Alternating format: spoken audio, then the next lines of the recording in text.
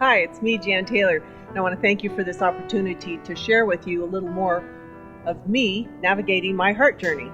My goal is to assist someone else in noticing symptoms that you would not normally attribute to a heart attack or heart disease in a woman.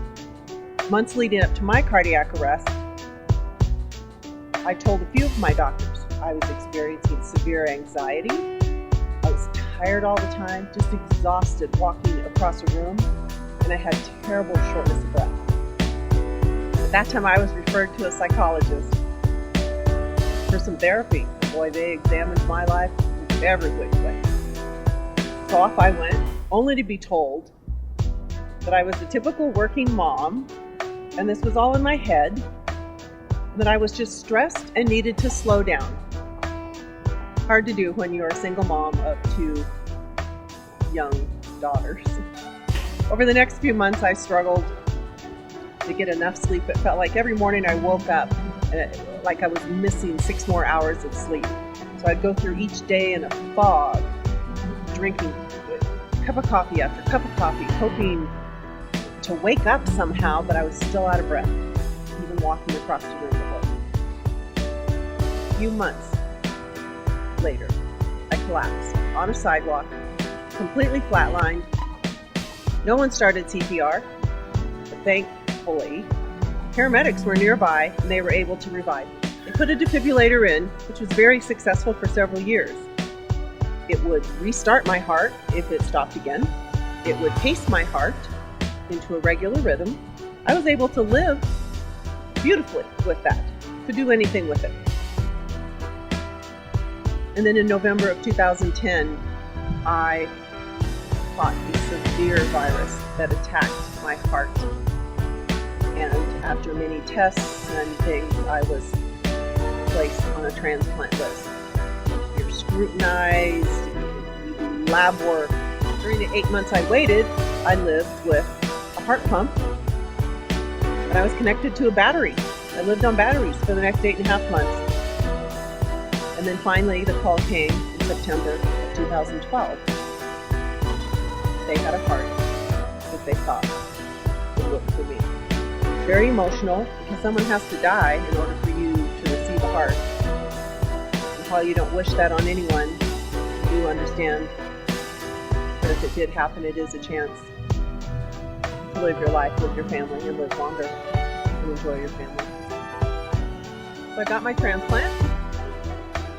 It was difficult. It was fraught with complications, and I spent nearly 9 months in the hospital recovering from the heart transplant. My family, it was very emotional for my family, very difficult on all of us.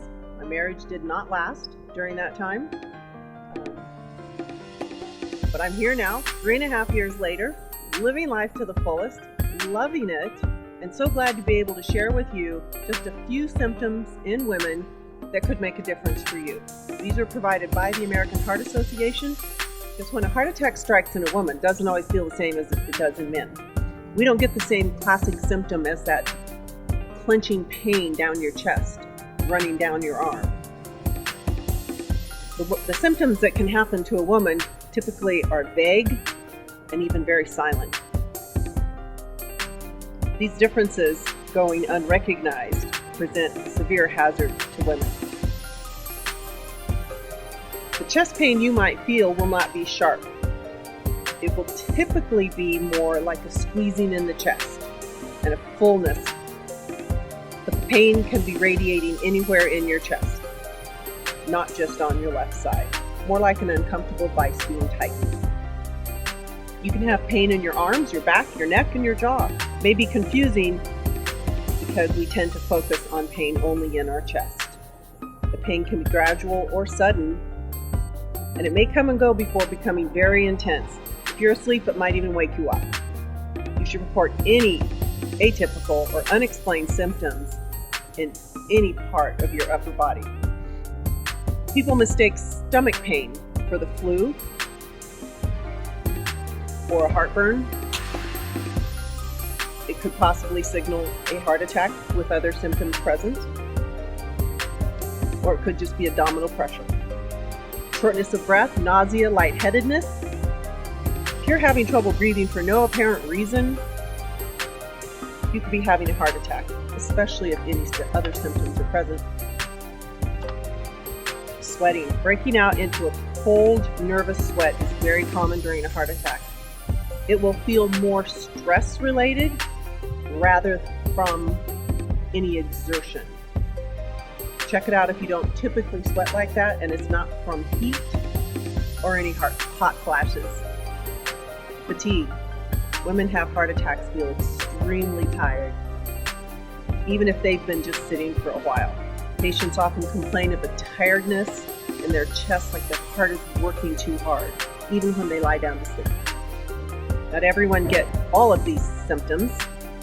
However, any chest discomfort, especially combined with any of these other symptoms, call 911 immediately. Women often experience symptoms a month or more before their heart attack or cardiac arrest. I sure did. And more women die of heart disease than if all the cancers combined. And if we can just help one woman notice the symptoms,